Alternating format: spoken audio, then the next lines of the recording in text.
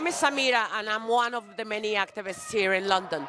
We are here today because we learned that Kamala Harris has been welcomed in the South Bank Centre.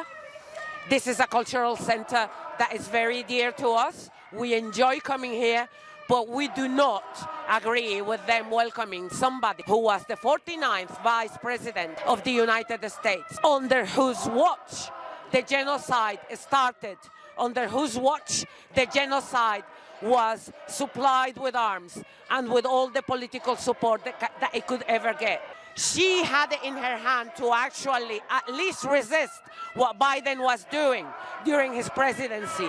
And instead of doing so, she actually supported Biden's decisions. She actually said that she will do everything in her power to continue supporting the state of Israel and continue supplying it with arms in order to defend itself. That's why we are here. She should not be welcomed in this country. She should not be welcomed in our cultural centers. And definitely we should not allow her to whitewash what she's done against the Palestinians over the year that she was imposed. Now, people might wonder, why are we targeting Kamala Harris? She's not imposed anymore. Well, the reason is that in this book launch that she's touring around Europe and many places, she's actually saying that Trump has given a carte blanche to Netanyahu to continue the genocide, as if she had nothing to do with it when she was in power, as if she was always, a supporter of Palestinians, which is not true. It's not true.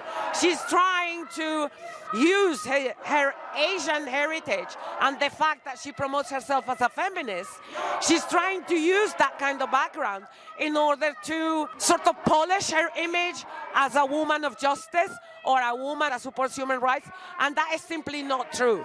We are not going to ever forget, and we're not going to ever forgive anyone who was silent, let alone anybody who was complicit and enabled this genocide to happen. And we want to remind everybody of that.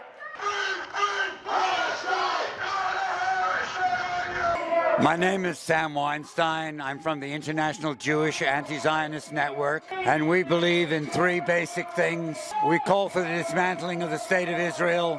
Palestinians have an absolute right to resist by any means necessary, and the Palestinians have a right to return to their homes in historic Palestine. And we're here today to protest Kamala Harris because she, when asked on television what she differed from Joe Biden, the president, who was helping Israel massacre people in Gaza, she said she couldn't think of any. She's clearly a Zionist. She stated that she's a Zionist, and she is guilty of incitement to genocide and assisting the genocide. Listen, everybody who was involved in that administration and helped with the genocide has to be held to account. A genocide is not something that you take lightly and forget about. She's as responsible today as she was then. And furthermore, she might consider running for office again.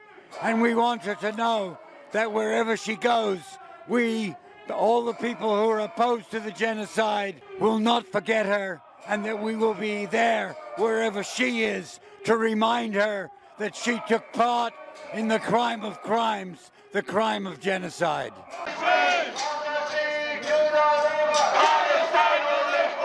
Kamala Harris was the Royal Festival Hall to present a new book, 107 Days. So we thought that it was our duty to come and disrupt the event, because she's a genocide enabler. During electoral campaign, she didn't do enough to stop the genocide, and she kept sending weapons to Israel. What happened inside is we heckled her when she started speaking, and I was removed quite quickly by the security, but I managed to tell her that she's not real feminist, because she has let down the women in Palestine. Women in Palestine have been killed and they had to give birth without any medical equipment and under constant bombardment and under constant fear. And she wants to present herself as she is a feminist. So it was very important to highlight that. Also, she hasn't done enough to help the situation at all. And I also mentioned that, yeah, she hasn't enabled the genocide. She has blood in her hand, and for that, you know, she should be judged by the International Court of Justice.